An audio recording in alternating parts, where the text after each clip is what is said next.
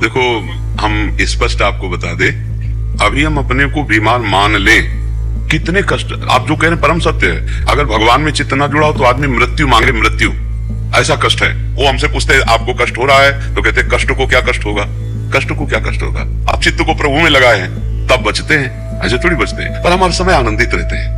आप देखो, सुबह सत्संग हुआ, श्री जी का वन बिहार मंगला महोत्सव अभी एकांतिक चल रहा है, अब 6 बजे तक चले, फिर आरती में गए, फिर जाके थोड़ा प्रसाद पाया, डायलिसिस करवाया, उस समय भी हम आनंदित रहते हैं।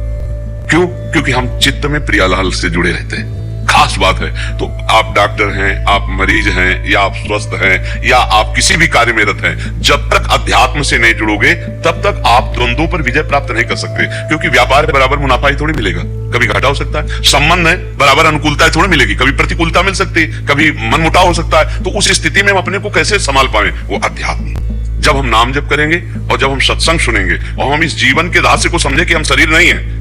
आज हम बाबा जी हैं, बचपन से भजन में लगे, लेकिन जन्म के समय से ये रोग मिल गया।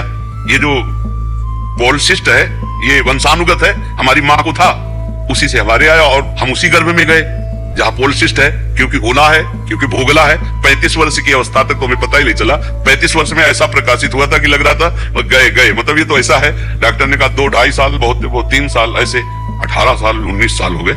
लेकिन हमें भगवान की शरणागति मिलने के कारण हम किडनी के फेल वाले डिपार्टमेंट में है ही नहीं, हम पास वाले डिपार्टमेंट में। क्यों? हम श्री जी से जुड़े हुए, भगवान से जुड़े हुए। इतना भी भय नहीं है। 2 किडनी दोनों फेल है, अगर 4, 5, 6 होती, सब फेल होती तो भी भय नहीं होता। मरने का भय नहीं है। तो हम क्या प्रसन्न रहने के कारण हमें आज तक अभी वो खून वाला सिस्टम वाला परेशानी नहीं है। वो नहीं खून, वो क्या होमोग्लोबिन, वो कहता है आपका होमोग्लोबिन 16 है, बढ़ रहा है। यद्यपि किडनी मरीज का कम हो जाता है, 7, 8 ऐसे चलता है। क्यों? क्योंकि हम हर समय प्रसन्न रहते हैं। अब दूध रबड़ी तो खा नहीं सकते, आप तो कुछ जानते हैं इसका। तो खून बढ़ने का कारण क्या है? हम प्रसन्न रहते हैं, रात दिन प्रसन्न रहते हैं। और हम इसको सोचने का टाइम नहीं देते कि हम बीमार हैं। सोचने का टाइम नहीं देते। नहीं, जहां ग्रंथ पढ़ रहे हैं, चिंतन कर रहे हैं, नाम जप कर रहे हैं, और दिनचर्या ऐसी है कि हम रात्रि के 1 बजे जगते हैं और सौंच के स्नान सब करके 2 बजे टहलने जाते हैं।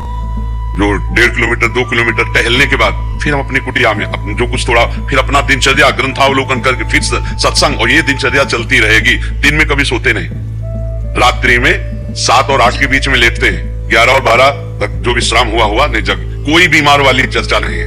बीमार आदमी से हम रोग में नहीं है। तो हम सब मरीजों से और डॉक्टरों से और सब भाइयों से यही प्रार्थना करते हैं कि अध्यात्म को समझे बिना तुम्हें सुख शांति नहीं मिल सकती। रोग आ गया है, शरीर में है, अगर मन निरोग है तो कोई फर्क नहीं पड़ेगा। रोग नहीं है और मन रोगी है तो जितनी जेलें भरी मन रोगियों से ही भरी हैं। जेलें जो भरी ना मन रोगियों के, दिमाग के रोगी जो है ना, हिंसा, द्वेष, व्यभिचार, पापाचरण कर रहे हैं, और मन स्वस्थ है, शरीर अस्वस्थ है, तो बहुत आनंद रहता, कोई फर्क नहीं पड़ता। ये छोटा मोटा रोग नहीं, आप खुद समझ रहे हैं, ये छोटा मोटा रोग नहीं है। और भगवान की शरण में संयम से पूरा जीवन रहा, ब्रह्मचर्य का एक बहुत बड़ा प्रताप होता है। तो एकदम हर नस नाड़ी में एक अव्यक्त तेज रहता है, अव्यक्त उत्साह रहता है, ओज रहता है। कोई भी कार्य, जैसे कि परिक्रमा चला जाए, हाँ ये थोड़ी आगे हम किडनी फेलियर है, पर हमारा उत्साह इतना जोर कर रहता है कि किसी कार्य में निगेटिव सोच है ही नहीं, पॉजिटिव है, तो हम आनंदित रहते हैं। अब जैसे ये तो फेल हो गया तो हम पॉजिटिव है, भगवान कोई ना कोई रास्ता तो रखे होंगे ना। अब हम चिंतित नहीं हो गए अब क्या होगा, है क्या, वही होगा जो मंगल विधान, और आज तक हम देख रहे हैं हर कार्य मंगल विधान का हो रहा है। ये क्या है? भगवान का प्रताप। तो इसीलिए अगर भगवान से जुड़ जाए कोई भी तो परम मंगल हो जाए। पर चित्त क्या है? भगवान से जुड़ता नहीं, अपना भरोसा रखता है, अपनी कमाई का, अपने मित्र का, अपने, लेकिन भगवान का भरोसा नहीं। तो हम ये कहते हैं कि अगर हमारा चित्त भगवान से जुड़ा है और हम भगवान का नाम जप कर रहे हैं और भरोसा भगवान का रखें तो बहुत आनंद की प्राप्ति हो जाए। पर अब क्या है कि जैसे आग लगने पर कुआं खोदना मूर्खता ही कही जाएगी। अब जैसे आदमी परेशान स्थिति में आ गया, अब उसको ये ज्ञान नहीं सुहाएगा, अब नहीं सुहा, क्योंकि आग लग चुकी, अब कुआं खोदने से मतलब। तो यावत स्वस्थमिदं कलेवरम यावत च दूरे जरा, भर्तरी जी कह रहे, जब तक रोग दूर है और बुढ़ापा दूर है, समस्या दूर है, तब तक तुम अपने चित्त को भगवान में जोड़ लो तो तुम निकल जाओगे। नहीं, उस घटना परिस्थिति में ऐसा दम होता है कि तुम उसमें भगवान में चित्त जोड़ ही नहीं सकते, क्योंकि माया इतनी प्रबल है। अब जैसे एक आदमी का परिवार लुट गया, व्यापार हानि को प्राप्त हो गया, अब उसे को भगवान में चित्त जोड़ो, वो तो गाली देगा भगवान में। अब जैसे बचपन से चित्त जुड़ा भगवान की कृपा पहले से, और उसको पता हो चुका मेरा शरीर अब जाएगा, अब उसको ये पता नहीं कि जितना बचा उससे मैं कमा लूं भगवान नाम और अपना कल्याण कर लूं, तो कल्याण से तो मतलब नहीं रहेगा और शरीर स्वस्थ होगा नहीं, और अब इतनी दम नहीं रहेगी कि चित्त भगवान में जोड़ ले। ये दुर्दशा जीव की है। अगर वो जीव अब भी जोड़ ले तो जोड़ सकता है, पर वो बीमारी में हमने देखा है मरीज मोबाइल में फिल्म देख रहे हैं और डायलिसिस हो रहा है। उनको पता है कि कौन सा डायलिसिस अंतिम हो सकता है, लेकिन अपने जीवन का मंगल नहीं सोच रहे। सीरियल है, गंदी बातें इधर उधर देख करके मोबाइल में, ये दुर्दशा जीव की है।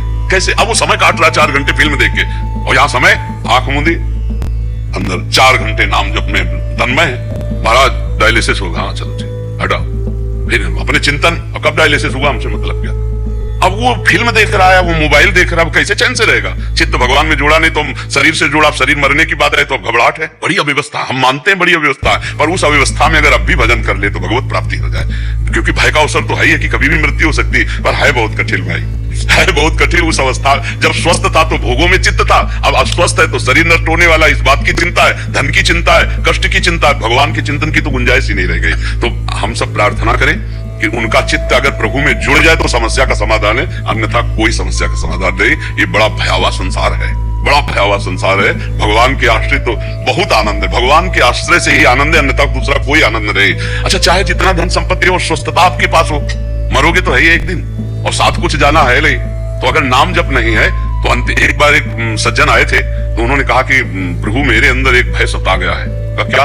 बोले सब कुछ है, लेकिन अब हमें डर लग रहा है कि मरूंगा तो सब छूट जाएगा हमारा। अब इस डर से मुझे कौन बताए, तो ये डर हटाने के लिए ही भजन है। सब कुछ है लेकिन अब मरोगे, अब जाना पड़ेगा, अब छोड़ के जाना पड़ेगा पत्नी पुत्र परिवार, क्योंकि वृद्धावस्था आ गई तो सूचना मिल गई कि अब जाने ही जाना है। तो घबरा रहे थे कि क्या उपाय, हमका एकमात्र भजन।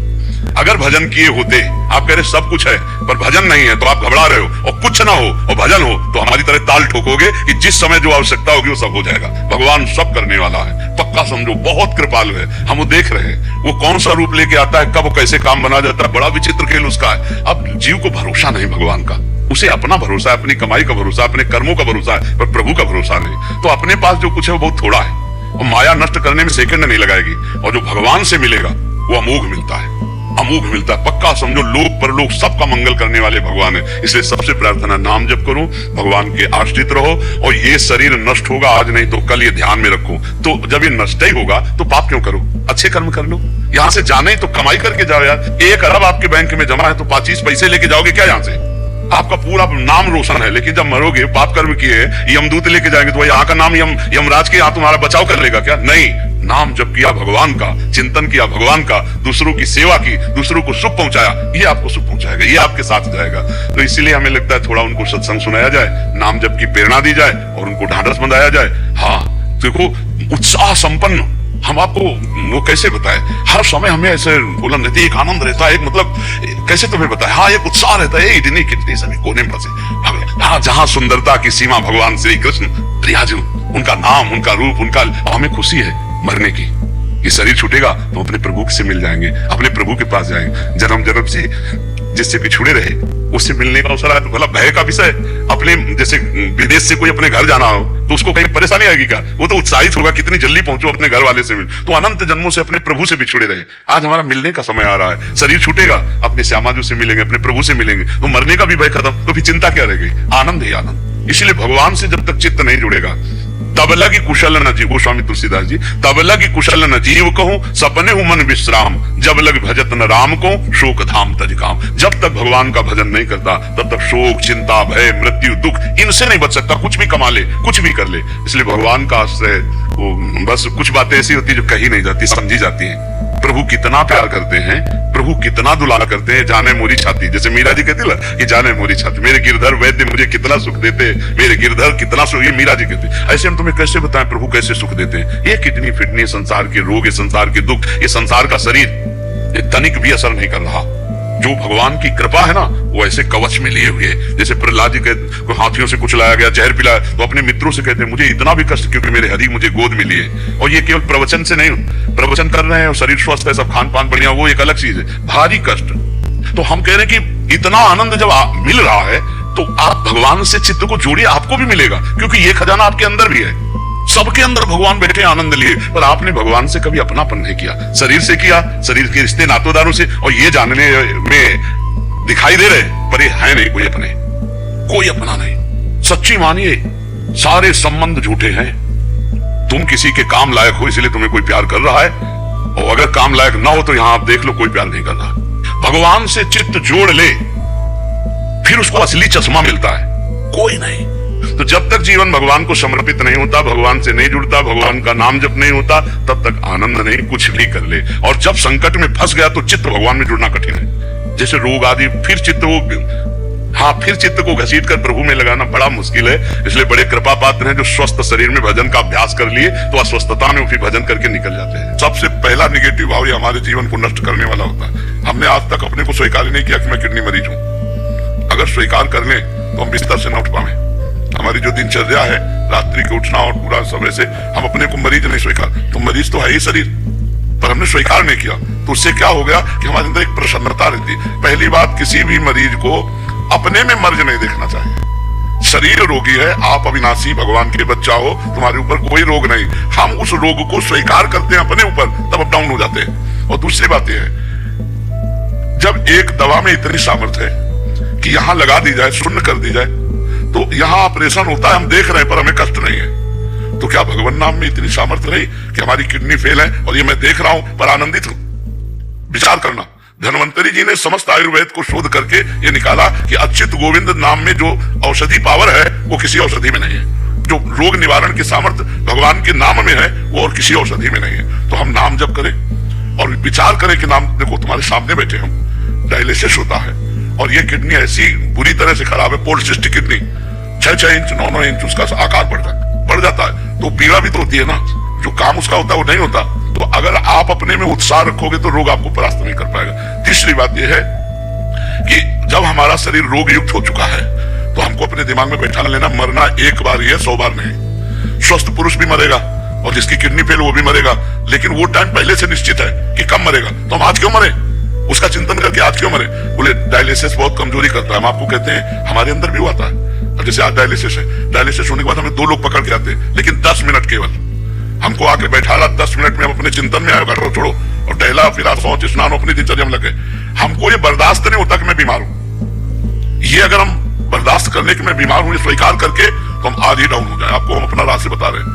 हम पहली बात स्वीकार नहीं किए आज तक कि हम किडनी फेलियर है। हम जैसे सुबह उठते हैं तो हमें ये ध्यान नहीं आता मैं किडनी फेलियर हूं। हमारी दिनचर्या चलती गई, ध्यान तब आता है जब कहेंगे दवा लेना है। अच्छा लाओ दवा, चलो आज डायलिसिस, चलो कर, या कोई विशेष पीड़ा हुई तो हाँ ठीक है वो फेल। पहला, हम बीमारी को स्वीकार ना करें होते हुए भी। दूसरा, हम ये विश्वास करें कि जब एक शून्य की सुई लगा देने पर हम अंग को चीर फाड़ देखते रहते लेकिन कष्ट नहीं होता। तो ये सामर्थ्य जो भगवान की तरफ से आई इसमें दवा में, वो नाम में बहुत बड़ी सामर्थ्य है, राधा नाम में। हम नाम जप करें और प्रसन्न मुद्रा में रहें, मरने का भय त्याग दें, क्योंकि मृत्यु एक बार होगी, वो सबकी होगी, मेरी नहीं, सबकी होगी। और सबको कष्ट है। कोई मानसिक चल रहा है डिप्रेशन में, कोई शारीरिक दंड भोग रहा है, तो हमको उत्साह संपन्न रहना है, हमको डाउन नहीं होना है। अगर हम भगवान के भरोसे हैं तो अर्थ संबंधी चिंता नहीं करनी चाहिए, क्योंकि तुम्हारे पास कुछ तो होगा। मेरे पास कुछ नहीं था, तब मैं निराश नहीं हुआ। तो आज भगवान को लगा कि इसको जरूरत है तो व्यवस्था कर दी उन्होंने।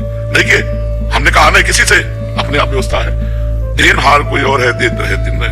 तो आप कह दोगे आप बाबा जी, तो हम वही बाबा जी जिसको खाने को नहीं मिलता था, जिसके दवा के पैसे नहीं थे, लेकिन भगवान के भरोसे हैं। तो तुम क्या भगवान के भरोसे नहीं हो सकते? कई जगह ऐसी व्यवस्था देखी गई कि डायलिसिस फ्री होता है, नहीं होता। भगवान संयोग बना देंगे। अर्थ से आप परेशान मत हो, रोग से आप निराश मत हो, तो आप उत्साह संपन्न रहेंगे।